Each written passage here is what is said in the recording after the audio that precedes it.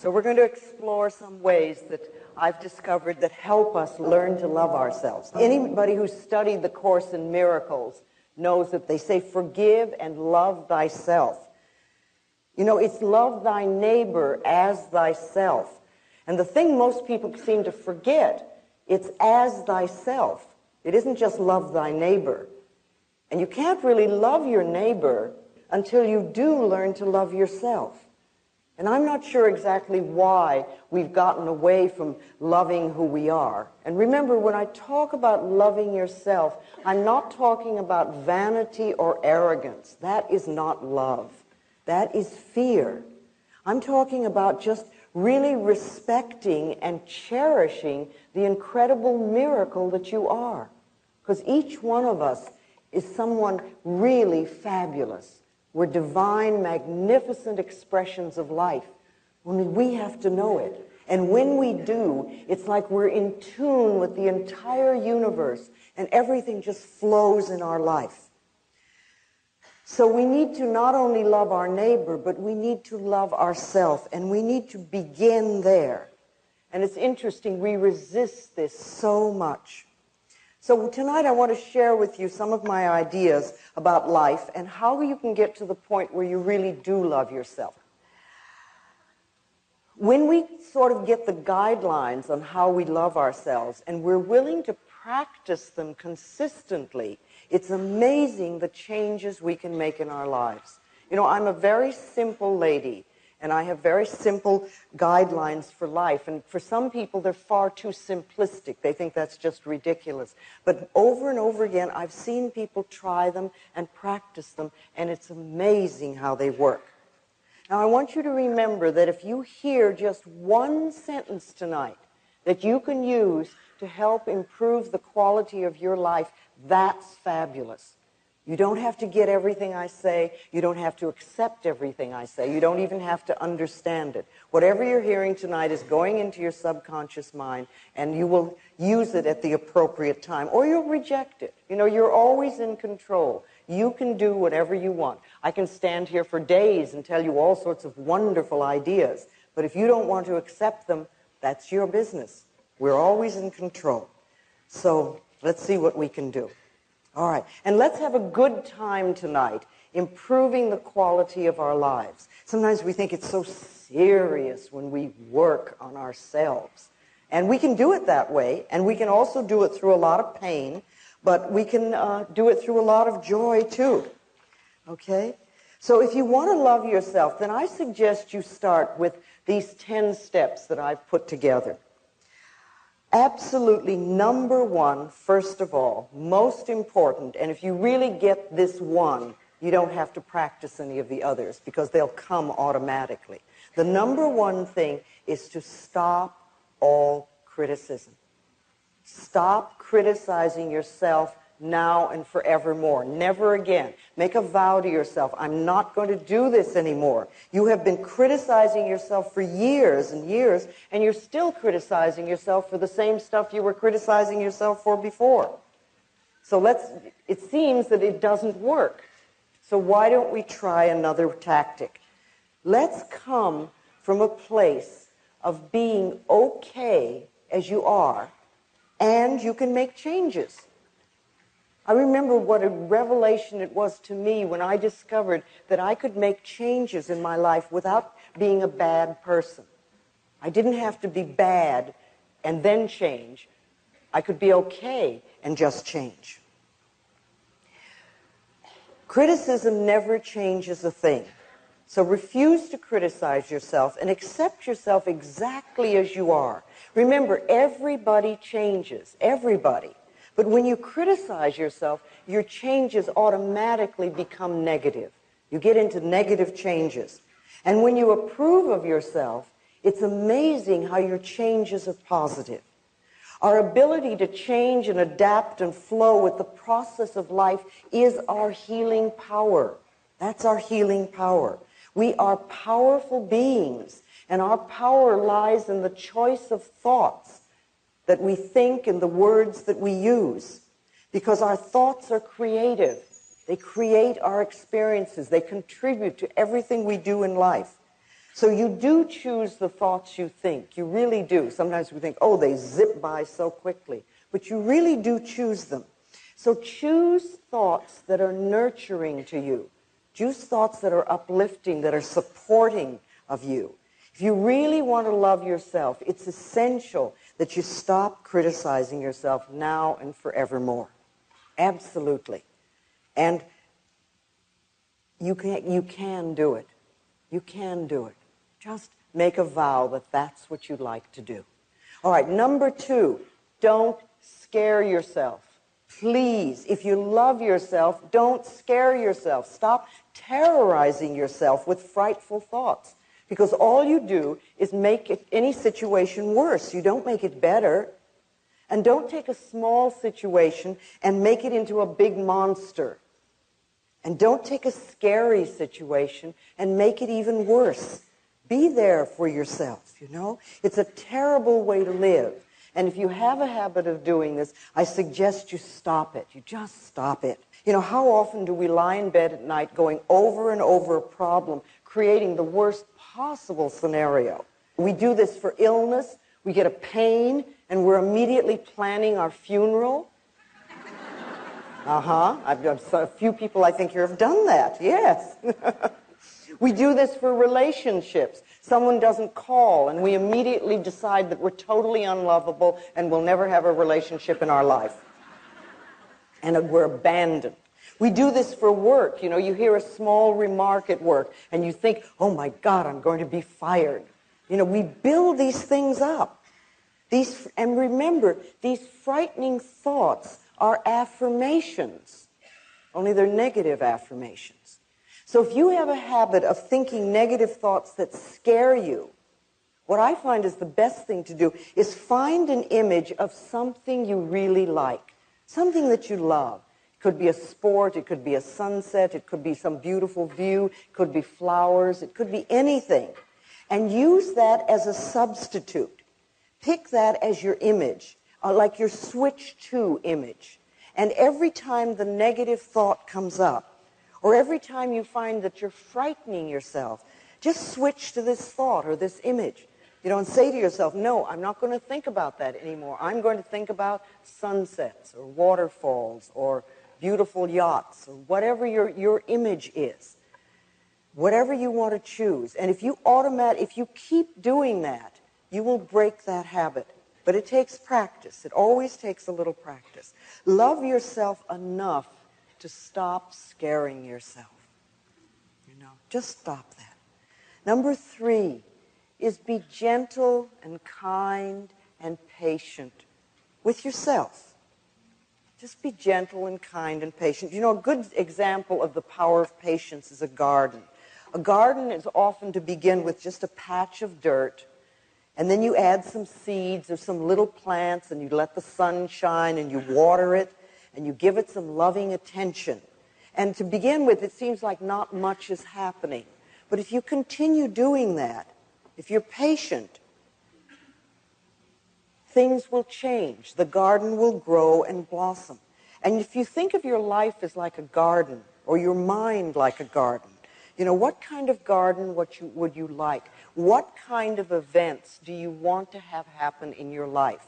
And what kind of seeds do you need to plant in order for those to happen? So you select the seeds, you select the thoughts that will contribute to creating the garden of experiences that you want. And I like to think of planting these thoughts in the fertile soil of your subconscious mind, where they get nurtured and then can grow. And if you pay attention to them, if you take care of them, then one of these days you'll reap a wonderful, bountiful, and beautiful harvest of all the things you want. You're learning new ways of thinking. Now, I realize that some of you have been working on yourself for a very long time. So some of the things I'm going to say tonight might just reinforce for you what you already know. And a few of you may be just beginning on your pathway of self-discovery. And some of the things I may say tonight might sound ridiculous, or you may resist them a lot. But remember, the resistance is part of the process of making the changes. When you ask the question, how do I love myself? You are already in process of beginning to learn to love yourself. Because there was probably a time when you wouldn't even dream of asking the question. So you're already started there. So as you learn these new ways of thinking, be gentle with yourself, be kind to yourself, and be patient with yourself as you plant the new thoughts in your mind. Now watch for the weeds. The weeds are like the old negative thoughts, and pluck them out as quickly as you can. Remove those negative thoughts as soon as you see them. You want to treat yourself as you would somebody that you really, really liked, or as you would treat a gentle little child. You know, for yourself, that's important. And you know, it's okay to make mistakes while you're learning. You don't have to immediately be perfect. So many of us are cursed with perfectionism. And we won't give ourselves a chance to really learn anything new, because if we don't do it perfectly in the first 3 minutes, we again assume we're not good enough. But anything you're going to learn is going to take time. And when you first begin doing something new, it never feels right. You know, just for a moment, do this. I want you to clasp your hands. Now, there's no right or wrong way to do this, but just clasp your hands, and I'd like you to notice which thumb is on top. Okay? Unclasp your hands and reclasp them with the other thumb on top. How does that feel? It feels strange, it feels odd, it feels different, it may even feel wrong. Okay? All right, now unclasp and put them the first way, and open them and put them the second way, and the first way, and the second way, and the first way, and the second way, and hold it. Now how does it feel? Not so bad. Not so wrong. We're getting a little used to it. Maybe we could even learn to do it both ways. Well, you know, it's the same thing with anything you learn. The first time you try it, it feels wrong. It feels strange. It feels different. And we immediately have a tendency to judge it. But if we just practice a little bit, it can become normal and natural.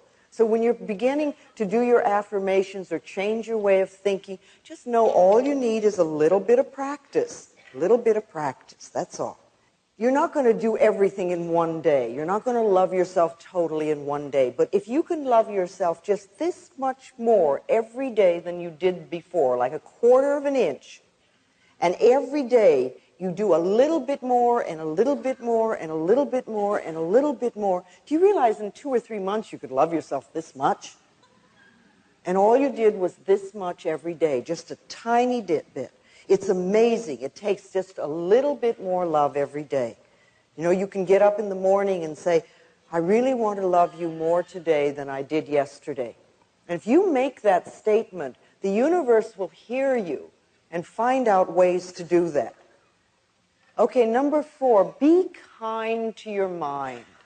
Be kind to your mind. You know, self-hatred is really only hating thoughts you have about yourself. That's all it is. And you don't want to hate yourself for having thoughts. You gently want to change those thoughts. Change your thinking. You know, you are worth loving. All of us are. We do not have to earn love. In spite of the way some of us were raised as children, really, you don't have to earn love. You see, you don't have to earn the right to breathe. You have the right to breathe freely and fully because you exist. And you have the right to be loved because you exist. That's all you have to do. We are lovable because we exist. And we have to know that and make it true for ourselves. Speaking of thoughts, I talk a lot about affirmations. And we must remember that every thought we think and every word we speak is an affirmation. And far too often, they are negative. And we're not aware that the words and the thoughts these words and thoughts are shaping our future and our experiences. But when we talk about doing affirmations, we're talking about creating positive statements to create something wonderful and new in your life or to eliminate something for your life. So doing affirmations is one of the best ways to be kind to your mind, because you create definite positive statements that build you up instead of beat you up. See, if you can think of your thoughts as building you up rather than beating you up. And so many of us, I know I certainly did, had a habit of beating myself up with my own thoughts. Thinking well of yourself is an act of kindness that pays enormous dividends, enormous dividends. You can also learn the difference between responsibility and blame. Don't get into this, oh, I'm having this negative experience, therefore I must be a bad person routine. That's a terrible thing to do. Responsibility is making a conscious choice of how you will respond to a situation or to an idea. What sort of thoughts will you choose? You have an experience. Okay, how can you learn from this experience? Or what can you learn from this experience? You know, Dr. Bernie Siegel says in his new book, Peace, Love, and Healing, that people who have so-called terminal illnesses and defy the statistical odds against them all share something. They have an acceptance of responsibility for decisions affecting their lives. They don't blame themselves, but they do accept responsibility. See, blame is making yourself wrong for having certain thoughts or for having certain experiences. But blame creates guilt. And guilt always seeks punishment, and punishment creates pain. So being kind to yourself means stopping all blame, all guilt, all punishment, and all pain. Respond to yourself and to life in a loving way. Now, another kindness you can give to yourself is to relax. Just relax. Relaxation is essential.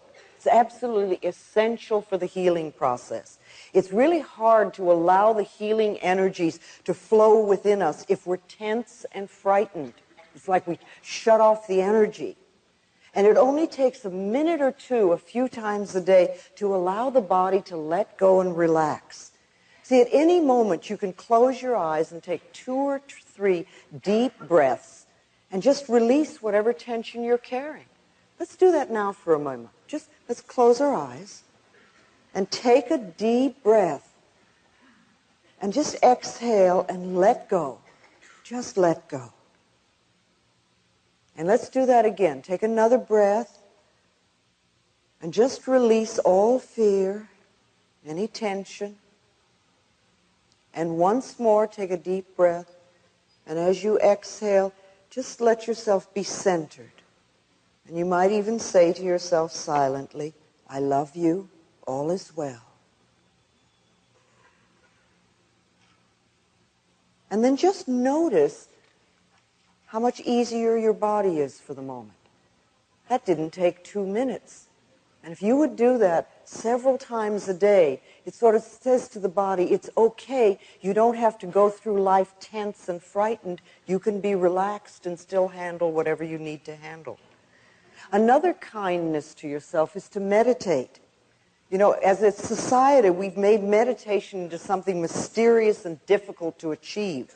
And yet meditation is one of the oldest and simplest processes there are that we can do. All we have to do is to sit or even lie quietly, close our eyes, take a few deep breaths, and our body again will automatically relax. We don't have to force it, it just happens.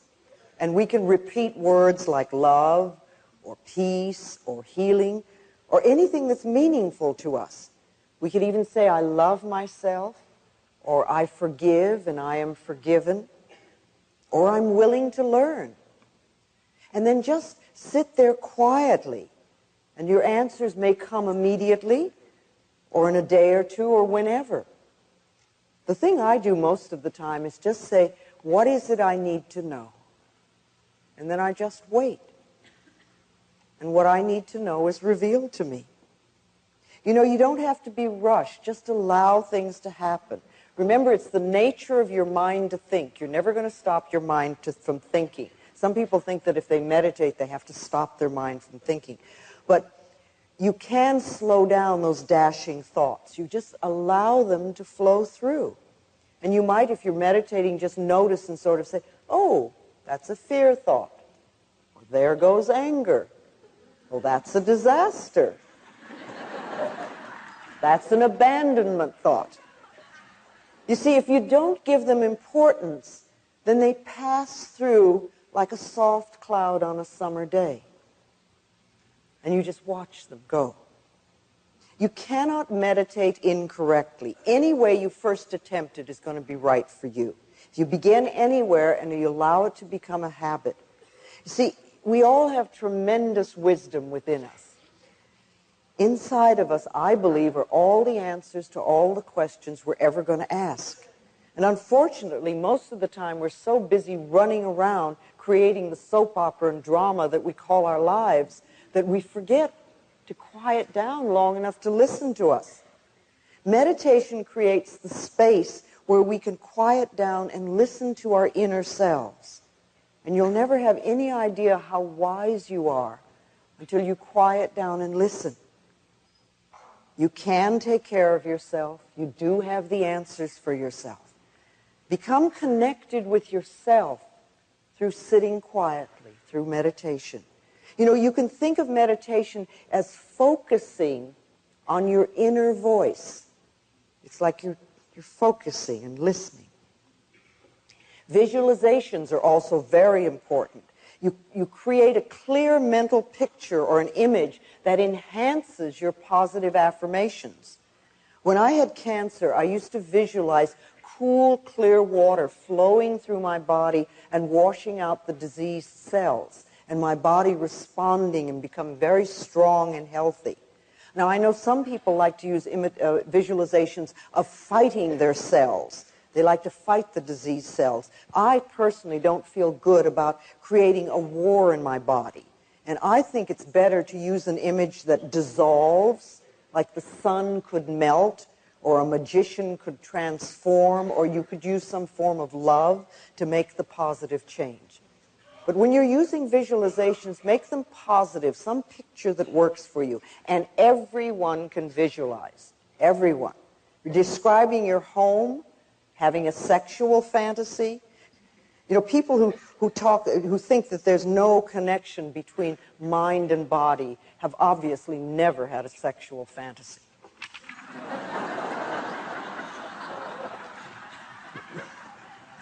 Isn't it amazing what the mind can do? Okay, so let's use these visualizations in a positive way to really enhance what you're doing. Just like, you know, you've used negative visualizations to make a bad situation worse, you can use a positive visualization to make it better. Okay, number 5, praise yourself. Please praise yourself. Criticism breaks down the inner spirit, and praise builds it up. So praise yourself as much as you can. Tell yourself how well you're doing with every little thing.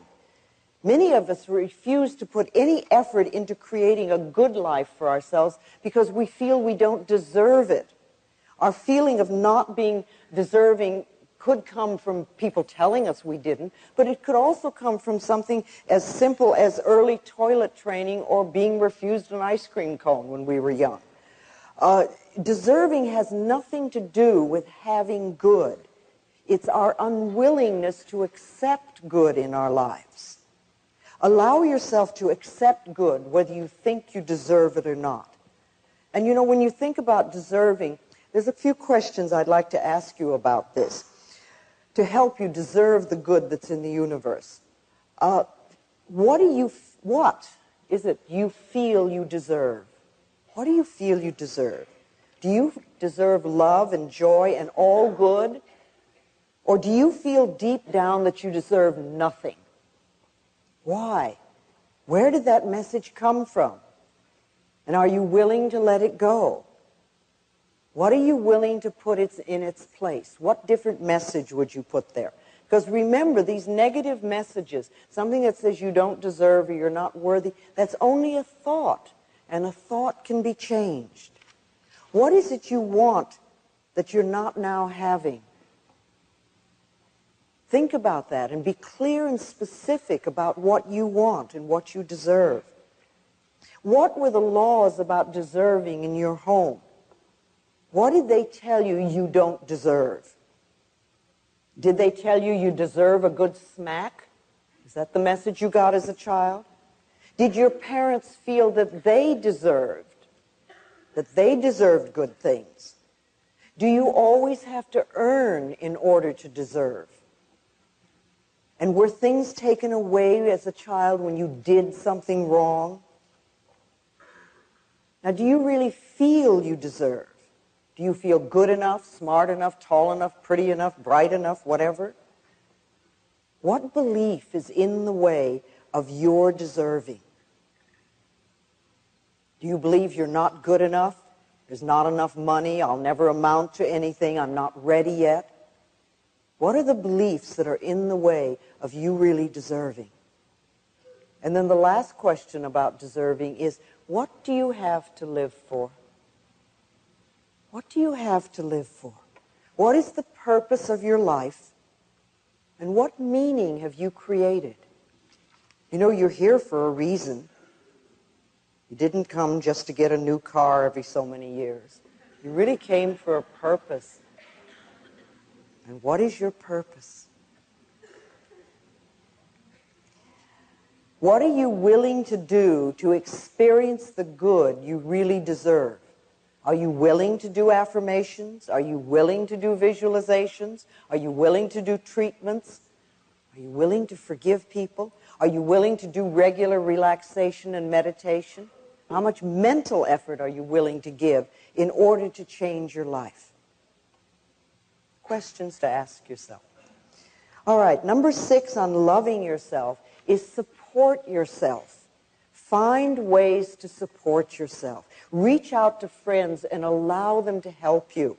It really is being strong to ask for help when you need it, instead of trying to do it all yourself and then being angry at yourself because you can't make it. And there's so many ways. You know, friends can help you. There are support groups everywhere. We now seem to have 12-step programs for almost every problem there is. I'm sure you have them here. We certainly have them in Los Angeles. There are lists of all the things that they do. In some areas, you find healing circles, and lots of the churches have support groups. And if you can't find what you want, you could even start your own. Start your own support group. All you need is a teddy bear and some good, encouraging thoughts. How do you start a support group? You know, some people think that's so scary. They'd like to have them, but they don't know what to do about it. Well, you know, you can just gather 2 or 3 friends that have the same issues that you have and follow a few guidelines. If you do it with love in your heart, your little group will grow. It's amazing. People will be attracted like a magnet. And don't worry, if you have a little group and it starts to grow, don't worry about where you're going to meet, because the universe will always find a space. Okay. Number 7 on loving yourself. Be loving to your negatives.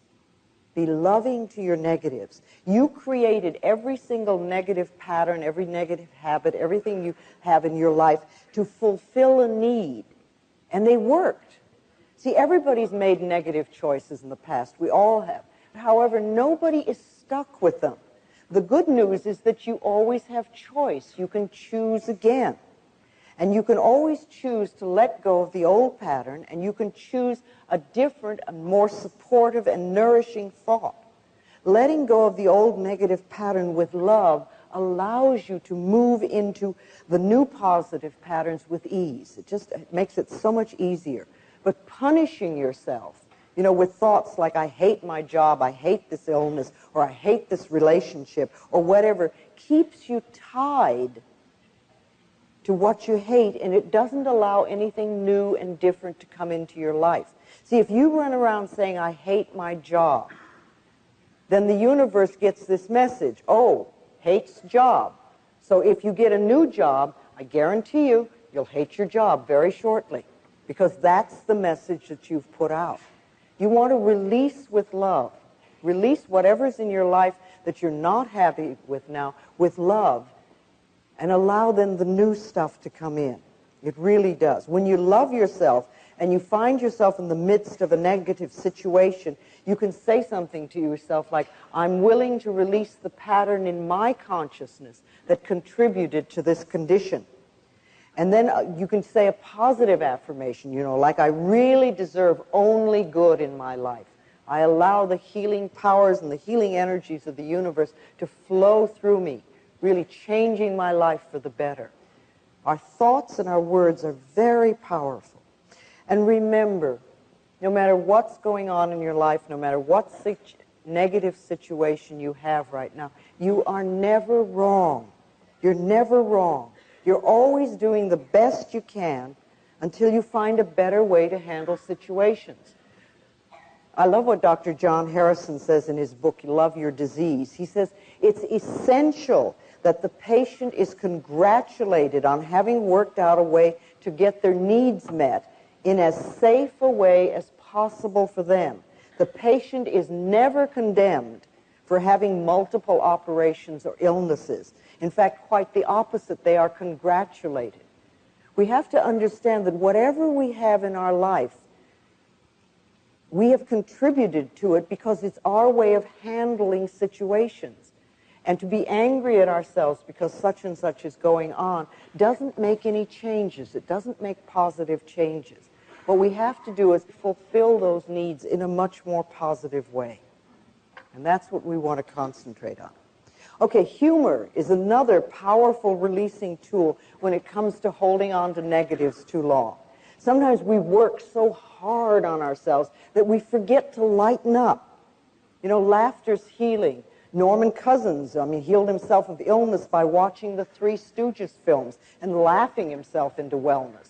He wrote a whole book on it.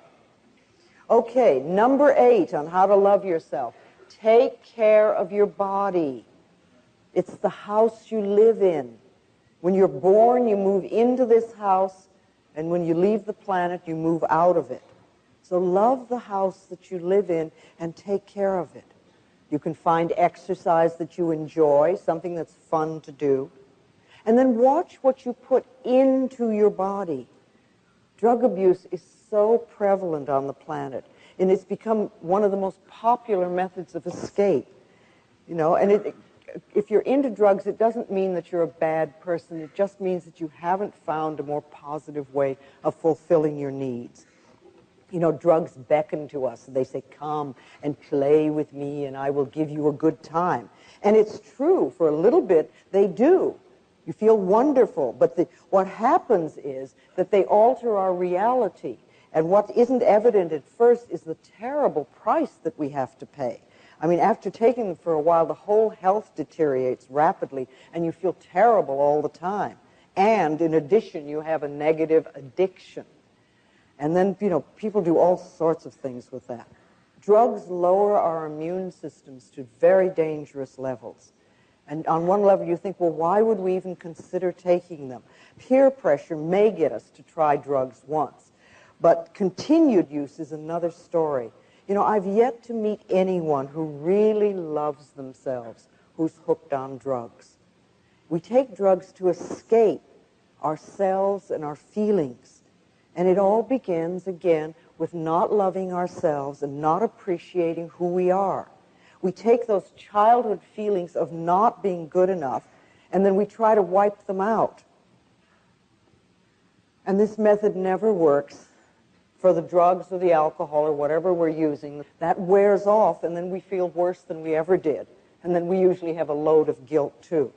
So we want to know that it's safe for us to feel our feelings. That's okay. Part of loving ourselves is feeling our feelings and acknowledging them. They pass through. They don't stay.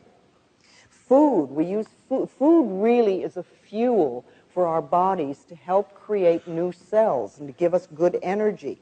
And even though some of us may know the basics of good nutrition, we still often use diet and food to punish ourselves. It's another way. We stuff ourselves or stuff our feelings We create obesity. We create health crises in our lives.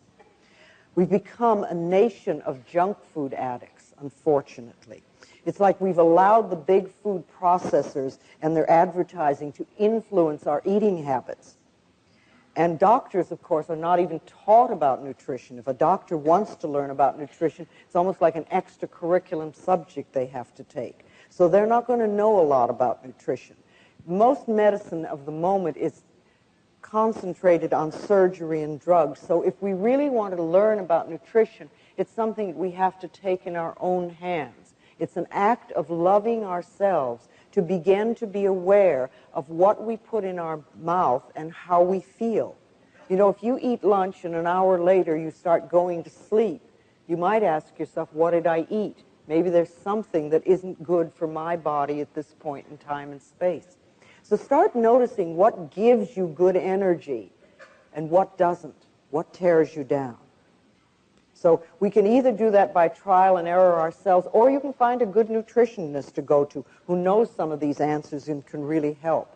And then there are lots of other good alternative therapies that we can explore to see if they're right for us. Because remember, every body is different from every other body. I mean, you can look around and see that. So no one thing is going to be good for everybody.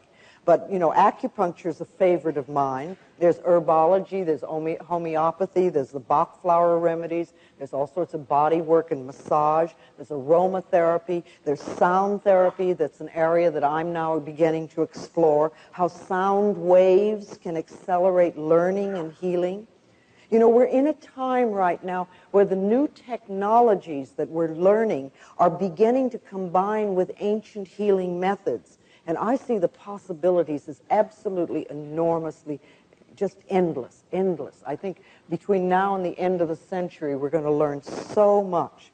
So taking good care of our bodies is an act of loving ourselves.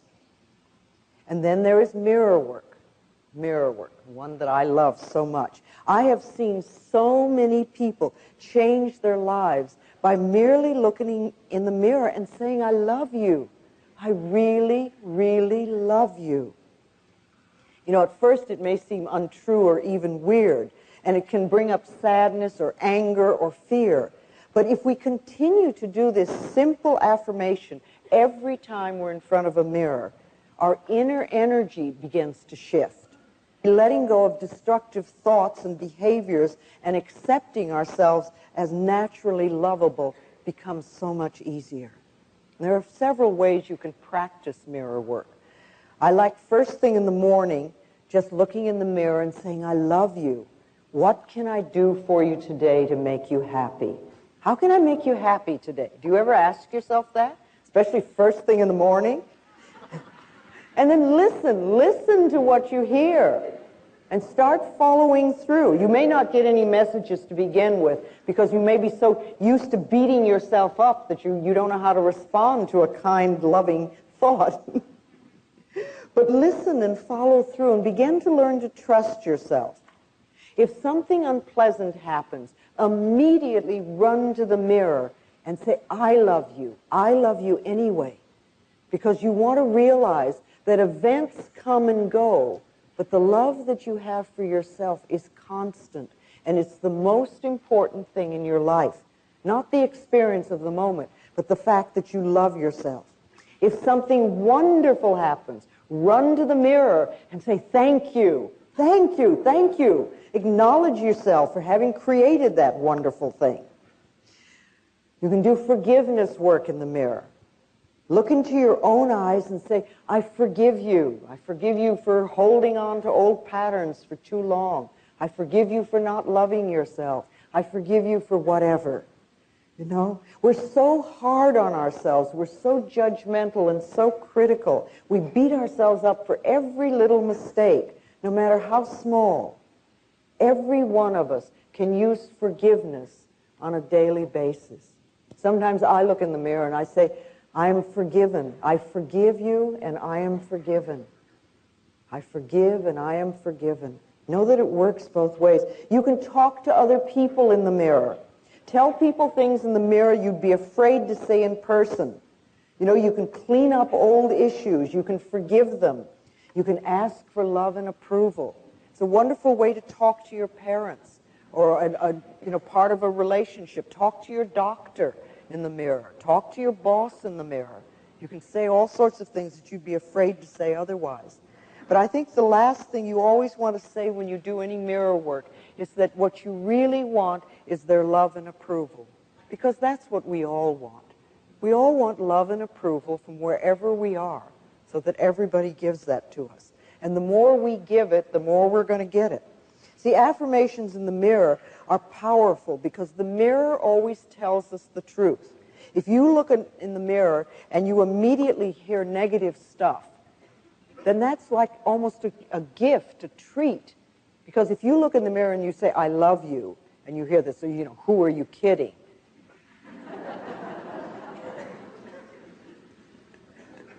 Can't be true.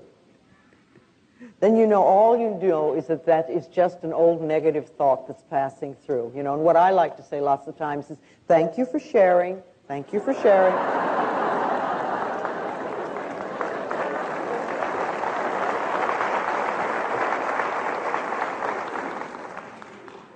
When you acknowledge that the negative thought is there, don't give it a lot of importance. Or if you have a negative message coming through, turn it around into a positive affirmation. Just let it go. And at least once a day, look in your eyes and say, I love you. I really, really love you. I love you. And as for loving yourself, do it now. Don't wait till you get well, or you lose the weight, or you get the new job or the newer relationship. Do it now and do the best you can. You see, if you're dissatisfied with yourself now, and you think, oh, well, I will love myself when I get the new job, or I lose the weight, or I have a new relationship, believe me, you'll lose the weight, you'll get the new job, you'll have the new relationship, and you'll still be dissatisfied with yourself. Because the dissatisfaction with yourself is a habit pattern. If you can be satisfied with yourself now, if you can love and approve of yourself now, then when the good comes into your life, when the new things come in, you'll really be able to enjoy it. You'll really have a wonderful time. So don't wait. The most important thing is just be willing. Just be willing. I'm ready now to love myself. I'm ready to let my life change, and I'm willing. You may not know how to. It may seem sort of scary practicing all these things. If that's too much, then just start with, I'm willing to learn to love myself. I'm willing to learn to love myself. And believe me, the universe will hear you, because and God always says yes, your subconscious mind always says yes, you'll start to get a positive response. And once you've learned to love and accept yourself exactly as you are, then you can begin to learn to love and accept other people as they are. See, we can't change other people. If we just, that I think is another way of learning to love yourself, is stop trying to change other people. Leave them alone. I mean, all that energy that we spend into trying to make other people different, if we used half of that energy, we could make ourselves different. And when we're different, our whole life will change.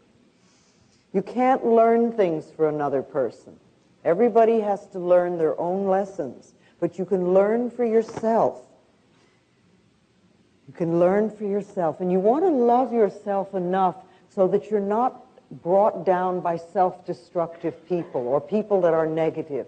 They have a right to what they think and what they want to do for themselves. But you don't want to put yourself in such a position. And if you're in a position where you're with a really negative person that doesn't want to change, then you need to love yourself enough to move out of that.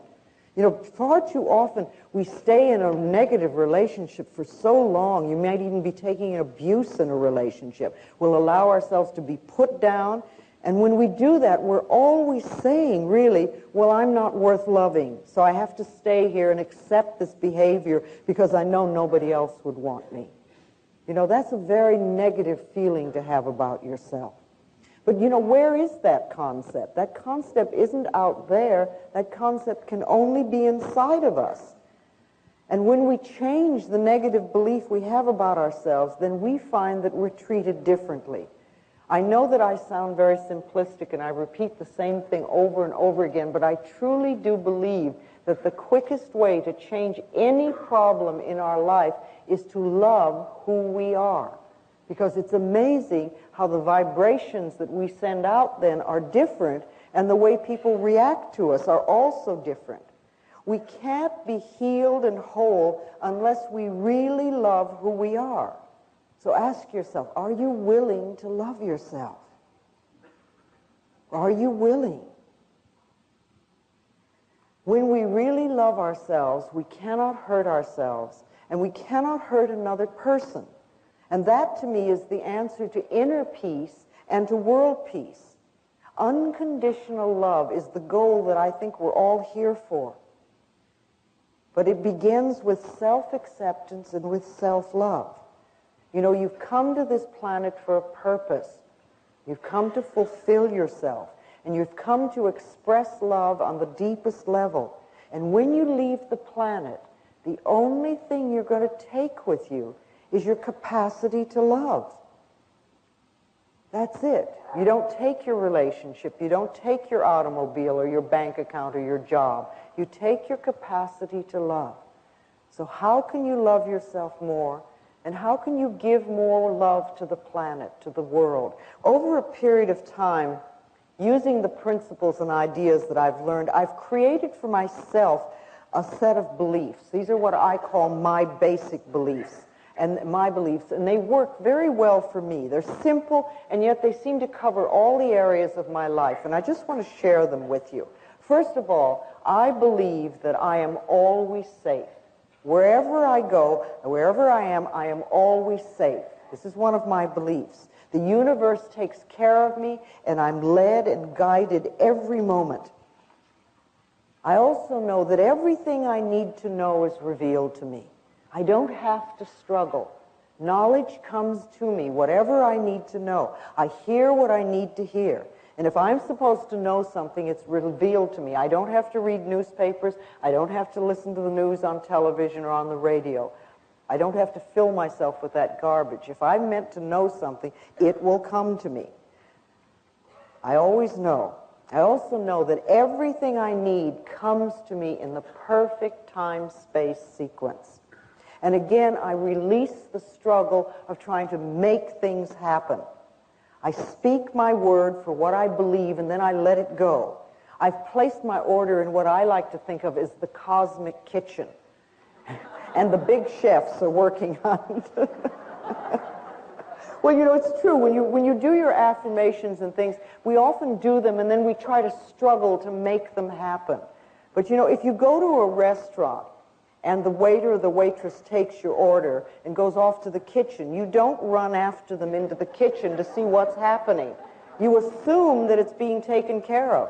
And you can do the same thing, you know. You do an affirmation for something and you want, and you say, okay, that's taken care of. Every time you think of it, you know it's taken care of it. So I deal with what's in front of me, and I know that what is right for me will come to me in the perfect time-space sequence.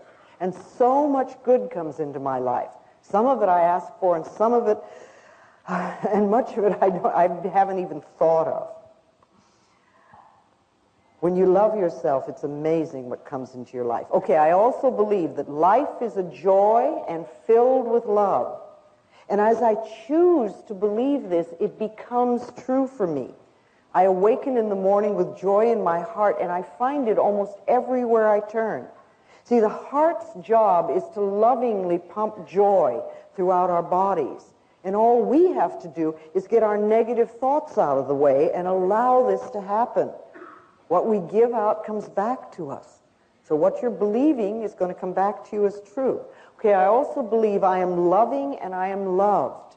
And I operate from the loving space of the heart as much as I can. Now, this is a lesson for all of us, and we're not there all the time. Every time I find myself off track, I try to bring myself back. Because by giving out love, of course, it comes back to me multiplied. And there's so much love in my life these days. It's just incredible. I could never have imagined it. Never. Okay, I also know that I prosper wherever I turn. See, I've never gone for the money. I've always asked myself, how can I help? And I know that the quickest way to increase our income is the mental work that we do. The beliefs we choose to accept either attract or repel money and other forms of prosperity. My income is constantly increasing is another affirmation I've chosen to accept and believe. My income is constantly increasing, because that means wherever you start, it can always grow. So I prosper wherever I turn, and my income is constantly increasing. I also know and believe that I am willing to grow and to change. See, I don't believe that I know everything. I don't think I'm on some plateau and I know it all. I know that there's so much more to learn. I'm well aware of that. And I'm open and receptive to new ideas and to new knowledge and to new insight. And I allow them to come in. And when I find something new, I'm willing to shift what's inside of me. And I do that periodically.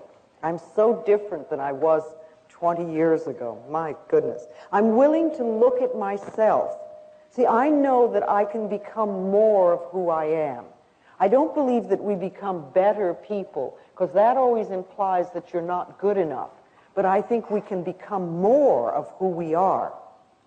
See, growing and changing is wonderful. I'm willing to let go of whatever doesn't work for me anymore. And I know that growing and changing are just aspects of life. And the other thing I know for myself is that all is well in my world. See, if I know that all is well in my world, then it doesn't much matter which direction my life turns in, because it'll always be good. So I trust life to take me where I'm supposed to go, and that everything will always be for my highest good. And these beliefs work for me. Now, what kind of beliefs would you like to live by? See, create a set of beliefs that you would like to live by, and then start affirming them and know that they're true for you. They'll help you carry you where you want to go. That is part of loving yourself, creating a set of guidelines that work for you. So you want to love yourself, you want to love other people, you want to release your negative patterns and negative thoughts. Practice unconditional love as much as you possibly can, because it'll change your own life enormously. Do everything you can to be happy and to bring joy into your life. All right. What I want to do now is bring Jerry Florence out, and we're going to do a meditation. Dr. Jeffrey Thompson of Solana Beach, California, is a pioneer in the use of sound frequency for healing. And he recorded my voice and has electronically processed it. And Jerry Florence is going to play that sound as part of tonight's meditation. So you're going to hear my voice in a very different way. And if you'd like to close your eyes.